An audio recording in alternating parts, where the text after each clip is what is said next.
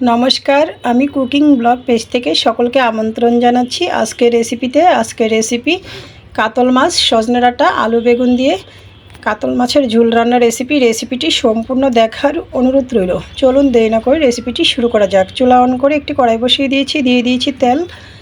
তেল গরম হওয়ার পর দিয়ে দিয়েছি লবণ, হলুদ, সামান্য লঙ্কার গুঁড়া মাখানো মাছটা এক পিঠ ভাজি হওয়ার পর উল্টিয়ে নিচ্ছি খুন্তির সাহায্যে। তো মাছ ভাজি হয়ে গিয়েছে, নামিয়ে নিচ্ছি।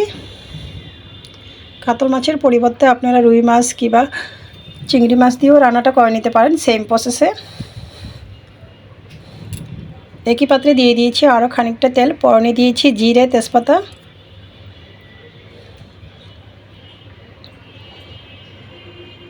দিয়ে দিয়েছি আলু, খোসা ছাড়িয়ে চিকন করে কেটে নিয়েছি।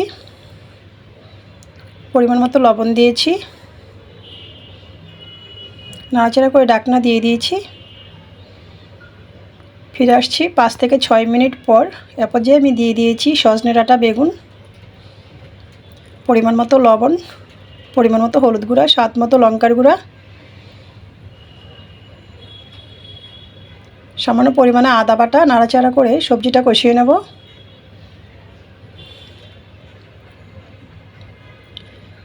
ঢাকনা দিয়ে দিয়েছি, ফিরে আসছি খানিকক্ষণ পর। ঢাকনা নামিয়ে নাড়াচাড়া করে নিচ্ছি। সবজি কষানো হয়ে গিয়েছে। এই পর্যায়ে আমি দিয়ে দিয়েছি পরিমাণ মতো গ্রেভি।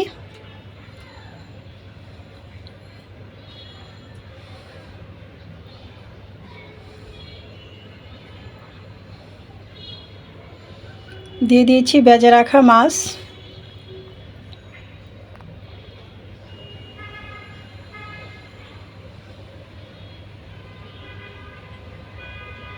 স্বাদ মতো কাঁচা লঙ্কা।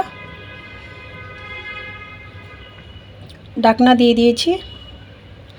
চুলার আঁচ মিডিয়াম রেখে রান্না করে নিয়েছি কয়েক মিনিট। ফিরে আসছি কয়েক মিনিট পর। এ পর্যায়ে আমি দিয়ে দিয়েছি ভাজা ধনিয়া জিরা একসাথে গুঁড়া।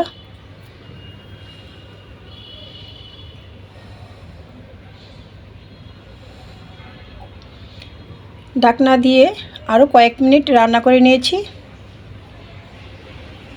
তো রেডি হয়ে গিয়েছে আমার সজনে ডাঁটা, আলু বেগুন দিয়ে কাতল মাছের ঝোল রান্নার রেসিপিটি ভালো লাগলে আমার ফেসবুক পেজটা ফলো, ইউটিউব চ্যানেলটা সাবস্ক্রাইব করুন, সাথেই থাকুন। সকলকে ধন্যবাদ।